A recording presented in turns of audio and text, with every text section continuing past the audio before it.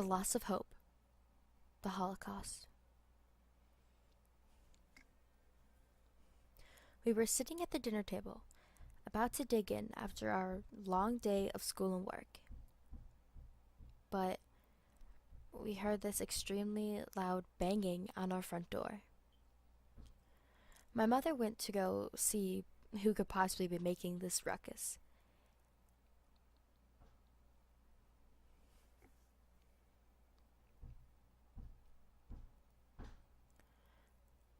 As soon as my mom opened the door, these scary soldiers were pointing a rifle at my mom, saying to pack up and leave within an hour, or we were to be shot and killed.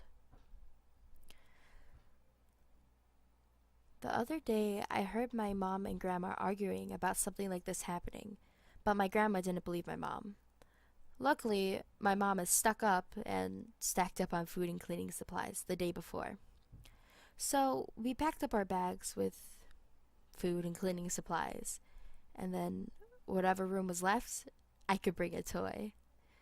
Then my mother told us to put on as many layers as we could.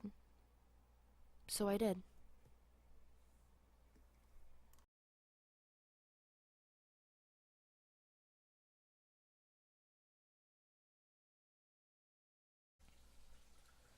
Scene 2. Goodbye, Grandma. We've been traveling all over from one camp to another, but we never stayed in one spot for more than 2 weeks. After about 5 camps, my grandma grew very weak because she wasn't getting the nutrition that she needed.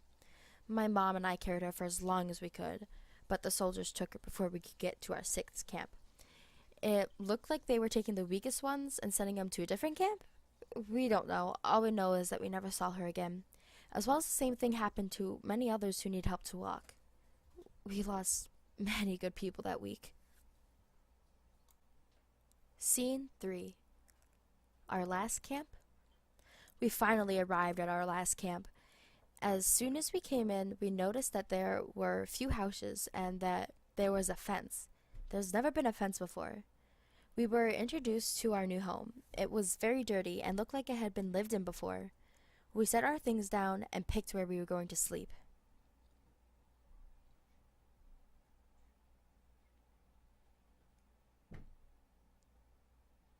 But then, out of nowhere,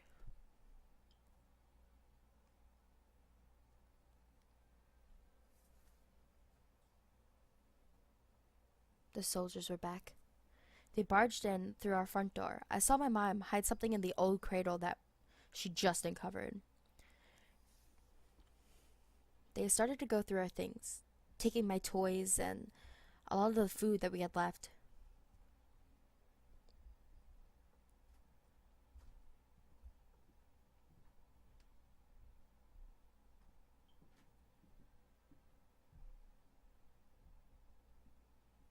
They also took our radio. We had two, but we must have lost the second one because it was gone.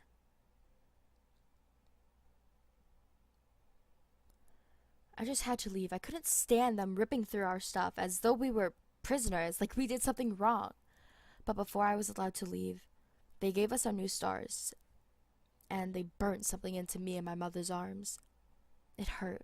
It hurt so bad. After that, I went exploring.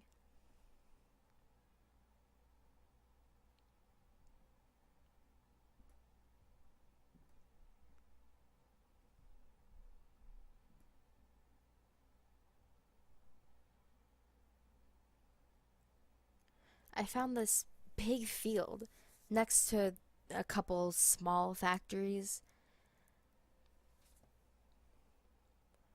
I went all the way to the end of the field and saw the fence.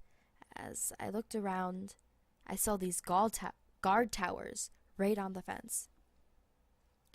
There were no there were no guards up in the towers right now, but I had a feeling there will be soon.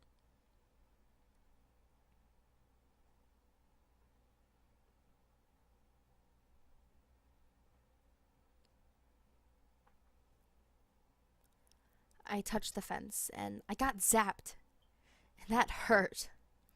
I started to bleed from my finger, so I ran all the way back home to tell my mother about the fence and the guard towers.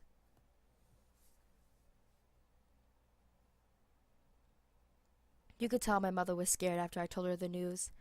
She took me to our so called bathroom and fixed up my finger, but right after that, it was time to clean.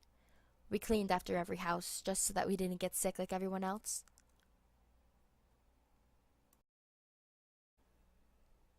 Scene 4. Mother gets sick. It's been about 6 months, and now we all have jobs. I work on a field and a farm. My mother works in a factory. She says it's so horrible and dirty in there, but on the bright side, she's able to steal food and bread sometimes. But all the men leave the camp for their jobs. They're gone for weeks at end, so it's just the women and kids left in the camp. Soon enough, my mom got very sick, and only after a couple days, she somehow found the strength to get up and go back to work. I think she did it because me seeing her like that just shows that there's no hope. Also, the longer she's out, the less food we get. Scene 5. The Good Soldier. Every morning at 4 o'clock sharp, the soldiers they would wake us up by pounding on our doors, and we would have exactly 30 minutes to get up and out of the house, or else you'd be executed. If you were to be sick, the soldiers would come into your home and determine if you were faking your sickness. If the soldiers thought that you were strong enough to get up and go to work, then you'd have to go or else you'd be killed. Luckily, my mom was in the clear. She got checked out by one of the guys who seemed to have some sort of sympathy for us, yet still acted cruel and horrible to us. Scene 6. The Sign of Hope. Every Sunday, we gather around after a week of hard work and take out what we've earned or stolen from others or the guards. My mom surprised me when she pulled out the radio from inside the old cradle.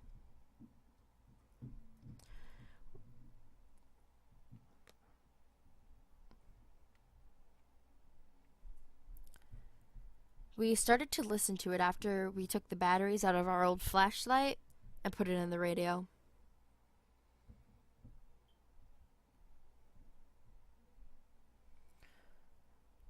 We were just about to start listening that my mom remembered that she had stolen some muffins from where she worked today. We had to be very careful because the guards would walk around to each house and listen.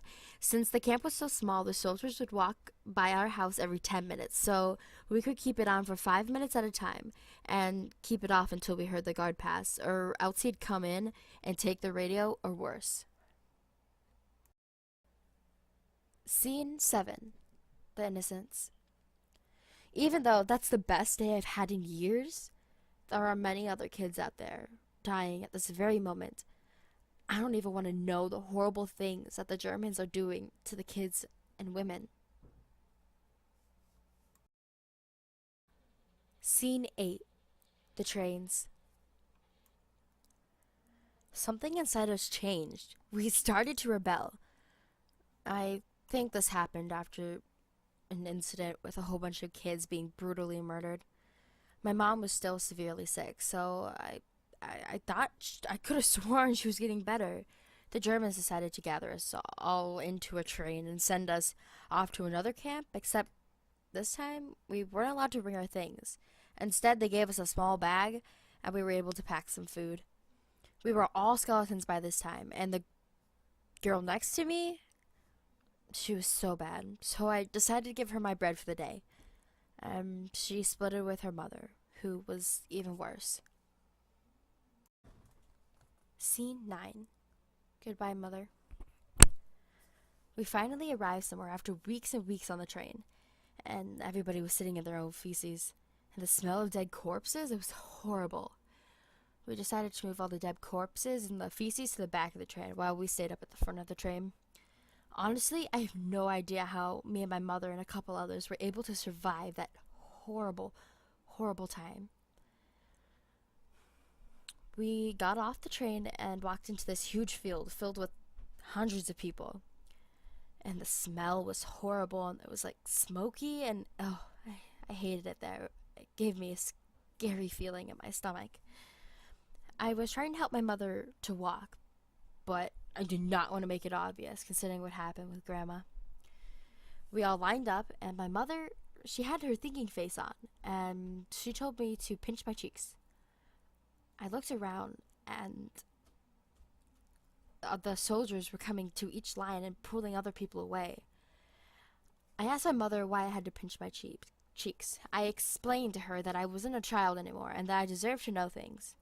She told me to pinch my cheeks because she doesn't want me to look so dead. So I did. My mother told me to stand up straight, to look straight, and be tough, and to not show any sign of weakness. The soldiers came around to our line, taking every person who looked weak and who could not stand by themselves, meaning my mother.